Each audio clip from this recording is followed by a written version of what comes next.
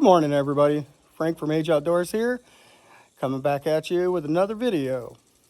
So, as you can see, we've rolled the old Rover project into the garage, and we're going to take a quick little tour of the A.G.E Outdoors garage. So, let me flip this camera around and show you what we got happening. Garage here is 24 by 24. It's kind of where I do my projects. It's where I built the old LJ. It's a little bit of a clutter at the moment. Air compressor, tool bench, wood tools, storage, plethora, the old tools, plasma table, press, welding table. Oh yeah, that's my buddy Paul's blaster. I'll be doing a video on doing crank seals. It's got had a backfire issue and blew crank seal out of it, so she's not making good vacuum. So I will have a video probably in the next week, maybe two at most, coming on how to do crank seals in a Yamaha blaster. So if you've got that happening, stay tuned. We'll have that happening too. But as you see, we got the Rover in. We got enough room to work around it. What are we looking at today? Well, today I think we're going to try and get the old hood open. I did find out that the handle is broke. Go figure. Old plastic don't last. And one of the things that kind of seemed odd was it's only running one battery, but somebody put it in the back because previously she was used as an overland rig. Again, going to be used as an overland rig, but I'm prioritizing storage back there versus my battery. I have onboard air, via air. I showed you guys that the last time we did the walkthrough. But let's go ahead and open the back so you can kind of see, again, just for anybody that's new watching this here. Right now, in the old back of the Rover, she's got the via air compressor, which I have to decide if I'm going to leave it there or how I want to attach it. Got the yellow top, which is not secured. Not really thrilled on that. So that is going to get moved back up under the hood, depending on what we find. Got the winch that I still got to build a winch plate. A very oversized fire extinguisher. Gracious to have one, but I'm going to go back to a smaller one. And for all of you that don't know Rover, I'm not quite sure how these ones pop out, but this is the back seat. One on each side. Kind of cool for kids. Kind of sucks for overlanders. They will be disappearing because I'm kind of thinking that I can pack this old via air back in that little slot into the plastic, build some brackets for it, and tuck it away.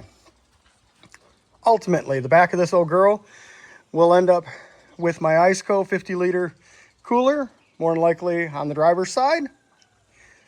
And I'm going to be ordering some 1x1 aluminum extrusion, more than likely from Vevor, of all places, because they seem to have a good selection. Everybody kind of uses the same stuff from everywhere. It is what it is. But I'm going to use that to build my drawer and storage system in the back. But today, I figured I'd pull her in the garage, and we're going to get at trying to get this old hood open. So give me a minute, and I'll show you what we're dealing with. So I went and grabbed my old Ryobi shop light, throw it in here so you can kind of see what's going on. This is the bend handle. So we're going to throw some pliers on it. I'm told it does work. It is pretty stout. One of the other things I noticed, I'll show you guys really quick. It's also on the correction area. She's got really nice floor mats. But what she also has is a very redneck patch. Yep, that is a patch panel being held down by Gap spray foam. That will be coming out, and we're going to actually weld her in there when we fix it up. This cable here, for anybody that might know, Range Rover is not a Range Rover cable. That is the ground feed that goes to the battery, which happens to be back there. From there, comes up to this discombobulated mess, which is the ground brake for shutting off power. Now I'm all good with a ground brake. I will be installing it. But mine, let's tootle on over to this way, will be getting redone and reinstalled on this side of the Jeep Jeep, sorry, Rover. As you can see, here is no glove box.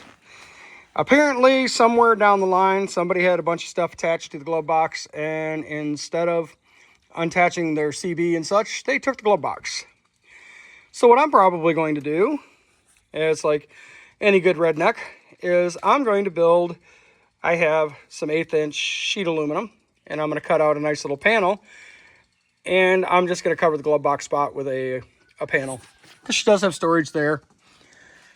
There's overhead map storage. She'll end up with some storage boxes that I'm going to build as time goes on. But I'm going to keep the key disconnect, and I'm going to end up running everything into here. Most of my little oddities, like as you can see, somebody pulled the switches for the seats out. But what I discovered is when they pulled it out, it's because they threw toggle switches on everything. And I'm not quite sure why. This conglomerated mess of a switch here, I'm fairly certain, is the switch for the front lights. So all of that stuff's got to get cleaned up. I've got some nice rocker switches I'm going to put in it and whatnot. That is the push button ignition, and that is the computer ECU on off. They will stay, but they are going to get cleaned up, and I'm going to make a nice little cover for that. Reason being is I really don't want to spend Range Rover prices for a new ignition. And to be perfectly honest, I have no problem with push button ignitions. I think somebody actually painted the ceiling at one point in time. Not a big deal for me, but I need to get another old poop handle for over there to match one over here.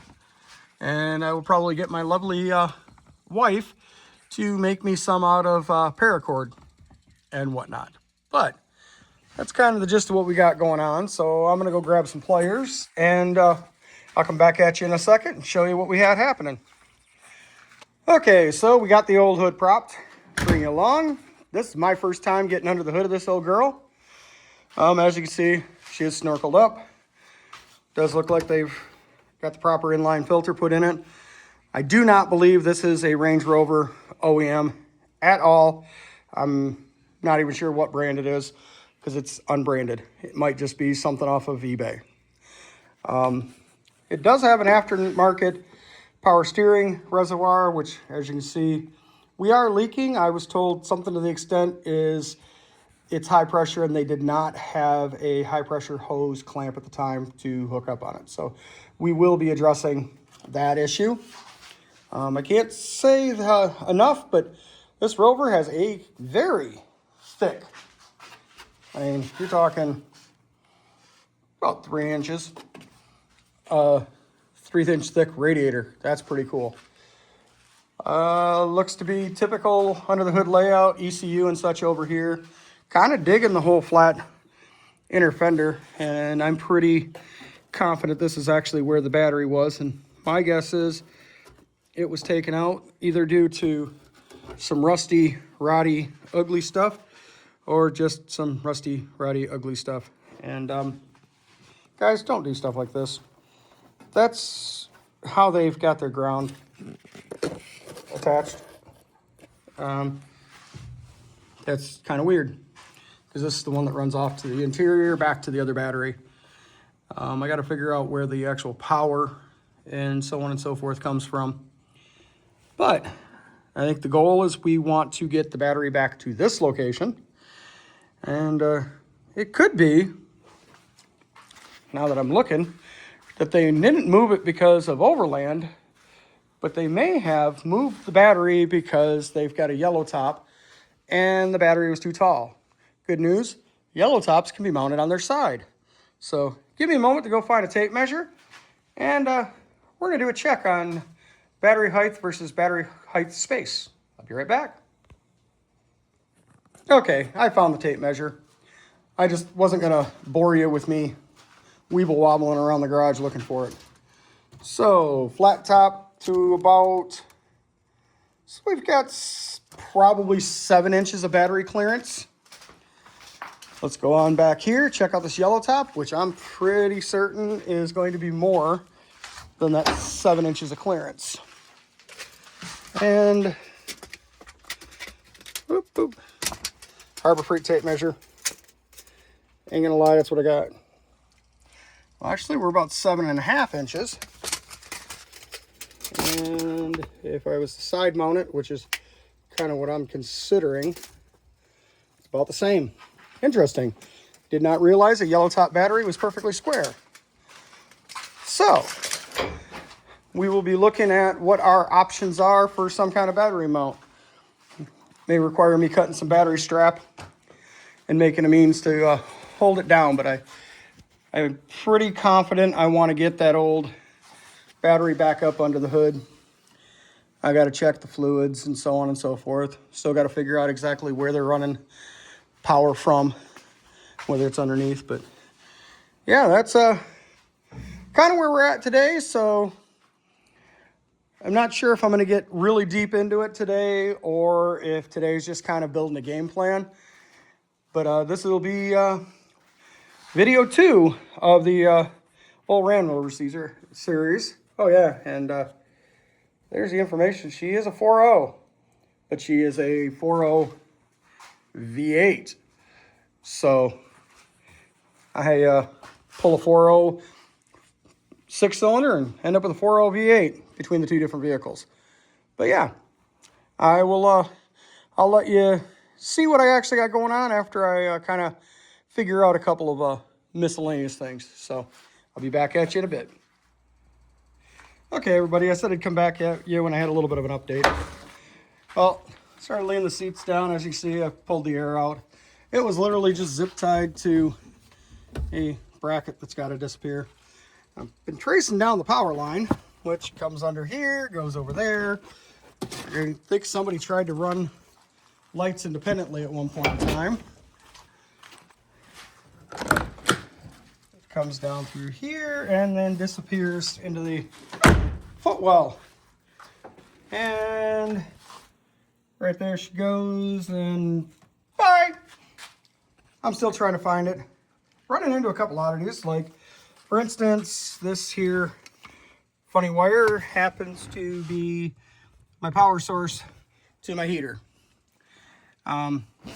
It appears to be attached to power.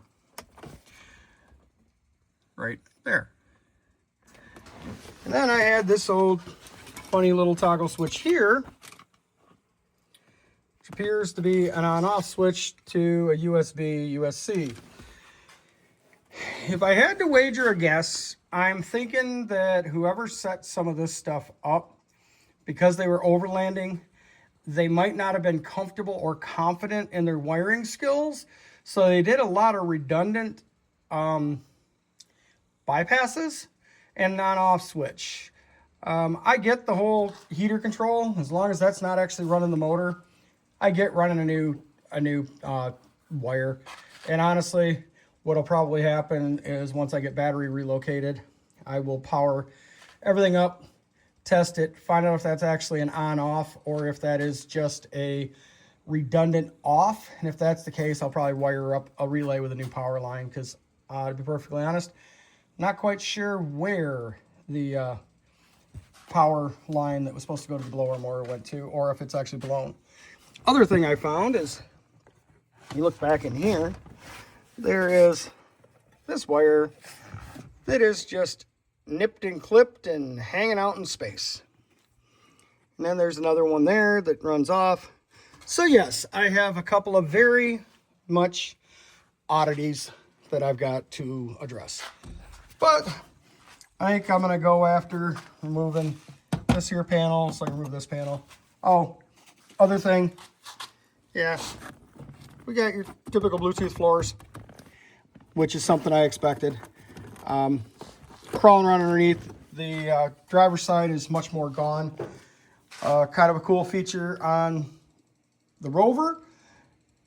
Most of the vehicles I've done floorboards on have either been a Jeep or a Chrysler, and any of you that did that know that they're kind of rippled, they're striped, they're ribbed for strength. These literally are flat panels. So I will go in there, I'll clean it up, throw some primer on, and probably end up cutting out what I can. There is AC and coolant lines running underneath here to the back climate control system that I really don't want to mess with, but I will probably cut out some of the bad, prime up, weld down a new patch panel on top, and be done with it. So I can now add doing floorboards to the mix. Don't know if I showed you a little bit here too. That's going to get addressed. Some of this, I don't know if it is age. Some of it might be from when they did the trimming, because to my understanding, there's supposed to be a lip here as well as a fender flare, and they have removed it to clearance for the 35s, which kudos to whoever did the trimming. Very tasteful, very nice, thumbs up. But there's little things like that I'm going to address. I have decided my intended tire size for this will be a 285 75/16, or for those of us in the States that speak English for tires, that is roughly a 33 12 1250 by 16. Being that this thing's purpose is a overland daily driver adventure rig, I don't see a need to stay on a 35 and stress everything out. Being that the cute little front drive shaft is only like 1 inch in diameter. And yeah, for any of you that haven't seen a Range Rover drive shaft, let me grab my light, because I thought this was almost comically cute. And yes, we will go with the term cute. That is my little bitty drive shaft going to the front. And that is a comparison to my thumb. So yeah, it's approximately 1 inch. It's a cute little drive shaft. And oh yeah, the steering. Here, let's try it so you guys can see it. The steering is on the back side of the axle, so it's in a protected spot. Seen Yoda guys do that. I didn't know anybody else did. And this I absolutely thought was great. That's a drain plug in the transmission, so you can drain the transmission and change its fluid regularly, which is awesome. Bluetooth exhaust beyond the Y-pipe, so that's got to be addressed. And this big old drum here, that is the emergency brake, which I'm rather impressed that it's bigger than most Jeeps brakes in general. Nice thing is when you lock the transfer case, you're actually braking all the wheels. And seat blender here will give you a little bit more of a peek. It runs an upper A-link, kind of like the WJs do. And that is a beefy chunk of frame, which is just super impressive. Aftermarket lower arms. Again, some of you guys that have been in Range Rovers, this is probably normal for you. For me, this is my first actual Range Rover, and it's the first Range Rover I've really had time to climb around on. So if you're looking at it going, you're an idiot, dude. Yeah, I just might be an idiot. But you know what? I'm an idiot that's learning a new vehicle. And the idea is to show you guys that you can buy a project that needs some minor stuff and do the cool stuff to it. Like, I don't know, take care of a leak, remount the battery. And this, I'm not sure if it's OEM or aftermarket. That's the radiator overfill. That's beefy cool. Yes, I'm a kid in a candy store with a new toy. But anyhow, so I'm going to get back at pulling those panels in that door, down by that door, as soon as I get something that's worth showing. Because having you guys watch me literally struggle through, not sure what to unbolt, I think it's kind of boring. So yeah, I'm going to remove this panel here. Wraps on around the front. So I get access to this, so I can actually trace down my power line to work on relocating the battery. Oh, something else cool. That is the Land Rover's CD disc changer. Just the fact it's got a disc changer. Yeah, I'm showing my age. That's crazy. Cool though. But I'm not sure it's hooked up because they did put a really nice aftermarket JVC in here. But anyways, so that's a quick little update. I'll come back at you in a few minutes. Okay, everybody, I keep telling you I'm going to show you a little more of me actually wrenching, so we decided that I'm getting ready to disconnect the battery, so I'd get you guys all hooked up so you can kind of see me doing it. I mean, it ain't much at the moment, but it's a start from where I've technically been. Now, I did pull the floor panel over there. I'll take you over after I disconnect this battery, show you what I found. It looks like we pretty much had a hole in the firewall that they drilled, which is going to kind of be a bonus for me because I'm going to end up using that hole in the firewall to run the negative to the master breaker when it goes in the panel I'm building for the glove box. So right now the goal is to kind of get things positioned where they need to be, start hooking some stuff up the way it should have been, or should be for that matter. And then as all of that kind of comes together, then we'll move forward with me designing, and I think I might actually take you through the whole design process of how I do my designing to cut on my plasma table. But for right now, I'm just going to take you through me disconnecting the battery. And then I'll take you up front and show you what we've got going on there. This is kind of that oddball hangout back here, and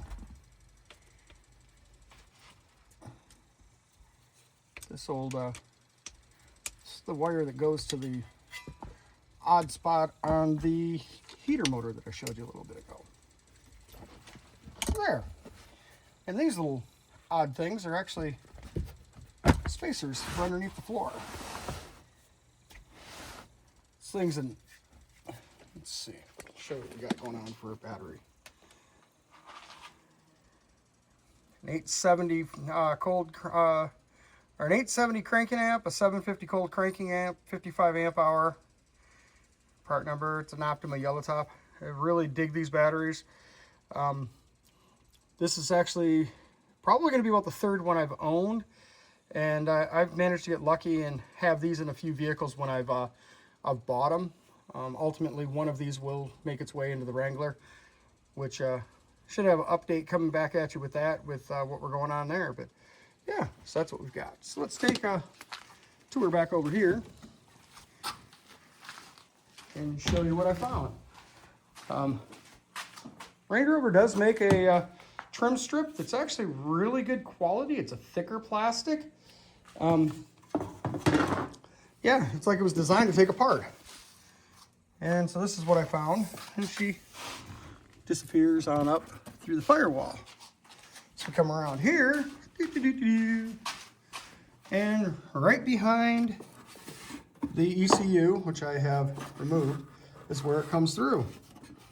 So what I think I'm going to do is I'm going to get everything kind of restrung, refigured out, and I'm going to run this massive ground wire that just goes and goes and goes. I'm going to redo that. I'm going to fix this, which I will probably share with you guys as I do. And yep, I'm going to get the battery put back underneath here, but I'm going to make the brake connection on what will ultimately be a little panel that'll go there. And I'm not convinced I'm going to put a ton of things on that panel as much as just that that on-off brake switch. But yeah, I just wanted to show what we got going on.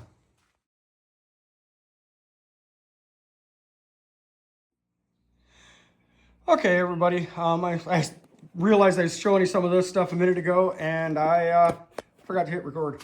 So we're gonna go back at it. I got the power line out. I've got the ground wire pulled from the other side for the master on off. It's from the block. I'm gonna use that to run into the glove box phone. Here's my power lead. Happened to cut it. There was actually a little break in the line, so I'm surprised they didn't have a short there. I also pulled apart a lot of the little miscellaneous switches and such that were over here. The cover mount panel, which is interesting because we don't seem to see these in the United States very often. And being that it's a European vehicle, kind of explains why it's a little different. But it actually comes with a cool little cover, kind of hold them in place, so it's decorative. But being that this thing's all busted up, I'm gonna end up designing me one out of aluminum, and I either will or won't use my little face cover. We'll see how that goes. But yep, I'm gonna replace that with aluminum panel, build the aluminum panel here to put my master on off switch, which will kind of hang out there. Make the wife real happy that it'll hit her knee. And then I'll end up making one up here because that's push button start and the ignition kill. But yep, we're just kind of making our way through it. Got our little pile of wires. But I think next step is I got to work on getting something going on for a battery strap. I will probably get some video sharing with you guys with that as I'm designing that up. I'm actually going to look and see if I have a battery strap laying around that I can just make a modification to. But I want to get the battery hooked back up. Once I get the battery rerun, because I was kind of concerned that that was more of a fire hazard in my mind. Once I get that straightened out, I don't think I'll worry about those switches yet, but I want to get that hooked up so I can turn around and off. Then we're going to pull it back out of the garage, give her a bath. Just because I've got floorboards to work on, brakes to work on, some lights to relocate. These old bad boys are going to be coming off the front of the vehicle, and I'll be building a winch plate there. And those are going to go probably up where that panel is, or just in just behind it with that panel removed, because I will be building a rack for the roof that's going to be gutter rail attached. We're going to probably attach here, here, and here.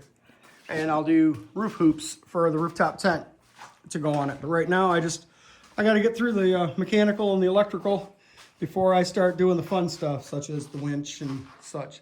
So anyhow, just wanted to show you that. I'll pull you back into the video here in a few minutes. Probably don't have to keep telling you that, but I will. So see you in a bit. Okay, everybody, I told you to come back at you with what I got happening. Right now, that red wire is actually a ground wire. That's what I had. These two are going to go to this master on and off switch, which will eventually get mounted right here on the new aluminum panel. Got playing with cleaning up. That is a 45-degree angle, roughly 30-degree angle. I'm going to be building a battery plate, because as you can see, that puts everything safely below the roof. I will be cutting a couple of panels here shortly. For that, intention is I'm going to do a bottom, a bottom under here that'll attach on this fender.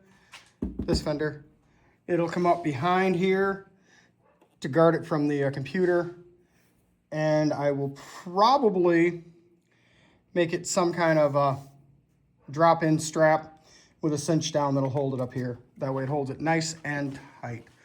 So that's kind of what I've got going on. I'm going to more than likely hook that up, pull this bad boy out of the garage and washer. And it is right now 4:44. And then I will probably start to work on that, and I will bring you along. As you can see, the plasma table is there. I am a janky little laptop there. I call it a janky little laptop because, well, I think we've had that laptop for 14 years, but I will take you through it when I go to start designing the panels after I come up with some chicken scratch and so on and so forth. But yeah, I just kind of want to show you what I was looking at. I do got to do a little bit of a fender repair in there, and I'm looking at what I can do. Because as you can see, she's got a bit of a rust hole. Finger. And it is, yeah, daylight central. And with these tires on here, my guess is I really don't want to poke anything down. So I'm probably going to take and come up with some angle iron I've got and do some tack welding on the top when I make my bracket. And so on and so forth, just to kind of seal her up. It's not going to be a super fun fix, and probably isn't going to be all that nice looking. It's going to be more functional. Then again, who knows? Maybe I'll get in a nice mood and it'll be a nice fix. But yeah, so that's how I'm going to mount the battery. That puts her all back under the hood. Allows me to keep that master shut off for the times it's parked again. The fact that the little red key is my ignition key for shutting off the system, because at the moment I do not actually have a key per se. Matter of fact, I'm not even sure if the power locks work. I might want to pull that fuse. Yep, that's what we got going on. So I'm going to get back at it. I'm going to get this little guy hooked up, these little guys here, and then I can test to see if all my little stuff works ahead of pulling this out and designing me a little battery tray and whatnot. But yeah, that's kind of the thought at the moment. And I will, in the video, I'll have a little bit of a screen clip of my Google search on the Optima Yellow Top, because they are a A.G.E, if I got that right, absorbent fiberglass mat. Yeah, absorbent fiberglass mat, I believe is what it stands for, or something to that extent. Anyways, it just means that the battery can be mounted in any orientation, including upside down. The battery does not care. So you don't have to be vertical like you do on a standard old school battery. So me mounting it on a 45-degree angle in here won't hurt anything. So, but I will have that clip in there just for those of you that don't want to take my word for it. And hey, don't take my word for it. Do your own research. But I'm going to give you a little Google information. It'll be in the video too. So anyways, I'm going to get back at it.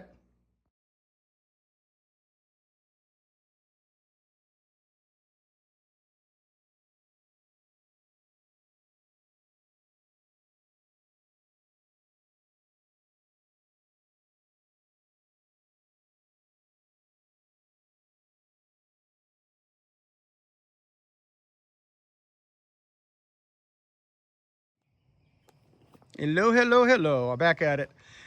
I took a break away from working in the garage, had a phone call, and took a few minutes to actually do a quick wash down. Not that it's a perfect wash, but with the things I got to work on, this little girl actually cleaned up pretty good. I am relatively surprised with just a washcloth and a bucket of water with some purple power in it. And yeah, purple power cleaner. About 2 cups of that to 5 gallons of water, and I wiped her all down. So we got her cleaned up. I'm gonna move her back in the garage. I didn't do anything beyond the last time I showed you, and I'm not 100% sure I'm gonna go much further tonight other than get her back in the garage and whatnot. So being that is the case, I am going to leave it here. Let you guys all know to God bless and enjoy the trail, and we'll be back at it again later. Keep on aging.